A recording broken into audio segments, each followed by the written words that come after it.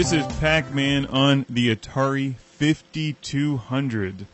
And trying to work with the 5200 is like trying to reason with small children. It pretty much does whatever it wants to do, irregardless of any common sense, and basically does the opposite of what you want it to do. And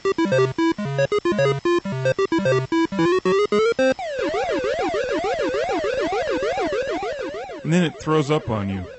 Not literally, but figuratively. That would have been quite something if they could have made the Atari 5200 actually do that.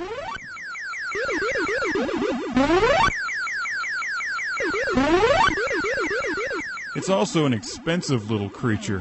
So in some respects, it's like a 1982 Jaguar. Beautiful to look at, wonderful to drive, yet it'll spend 95% of its time in the shop costing you money.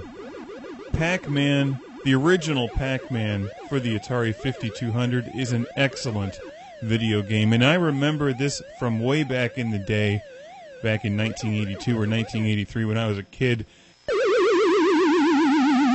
And I had an Atari 2600 with Pac-Man, and Pac-Man on the 2600 just sucks. It's got nothing to do with the arcade Pac-Man. I knew a kid that had a 5200, and this was incredible because it really is an excellent Pac-Man conversion. It looks great, it sounds great, and the only problem with this game is that the Atari 5200 controller is terrible for Pac-Man.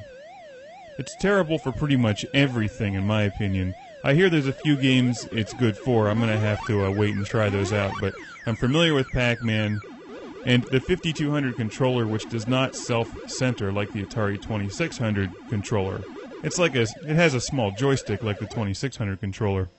It's a very long throw controller. You make very, very long, wide movements with it, and for Pac-Man, you need to make very short, quick movements. So while I'm fairly good at Pac-Man and Ms. Pac-Man, my gameplay in this review is terrible. It's not my fault.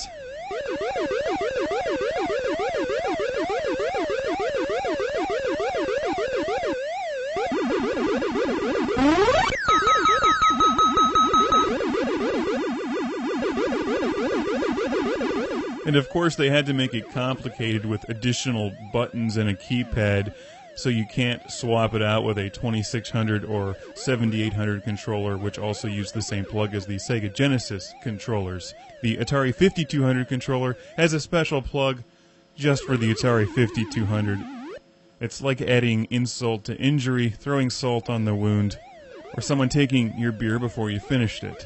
Well, you can always order another beer. That's easy enough. But finding a 5200 controller or a third-party controller that works really well is not an easy thing. Okay, enough on the controls. Note that the sound effects and music in this game are better than most Atari 7800 games.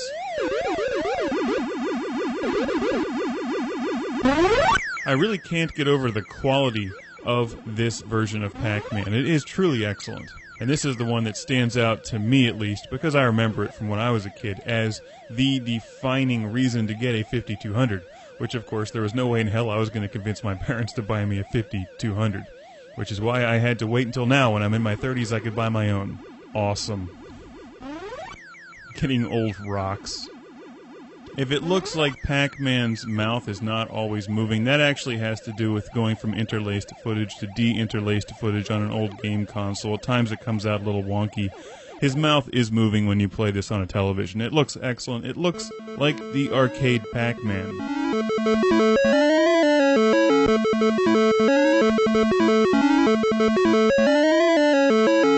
I look forward to reviewing more Atari 5200 games here on Classic Game Room. I'm pretty excited to finally have a 5200. And as frustrating as it is, and I'll admit it's a frustrating game console, there's some really cool games out for it, and games that you may be familiar with on the 2600, which look totally different on the 5200. It's not a game system for beginners, so the 5200 is really more of an enthusiast collector's item. And many of you watching the show collect Atari games. I look forward to reviewing a lot of these for you. Maybe you'll want to go out and add them to your collection. If you're just starting out, however, buy an Atari 2600 or 7800. And that's all for now. I have Pac-Man fever. The only cure is more Pac-Man.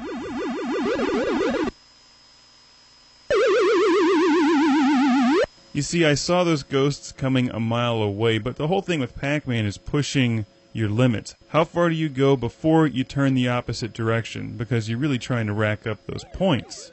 In the time that it takes to make the decision to go in the opposite direction, and your brain sends the signal to your hand, and your hand goes to use this joystick, which takes a half mile to go from left to right, the ghosts eat you. This is my Atari 5200. Here's the game cartridge for Pac-Man. You can see this is a huge game cartridge, very solid and well constructed. Just wanted to show you the controller that I was talking about earlier, the infamous Atari 5200 controller. Very wide motions from left to right. So it's difficult for Pac-Man. Also, it doesn't center. So you can pull off in one direction, it just sort of stays there. It's a bit mushy. These things are notorious for breaking and being of fairly low quality. So I'm going to look into another option for Pac-Man because it's an excellent game cartridge. And, well, just wanted to share that with everybody. Looks more like a telephone.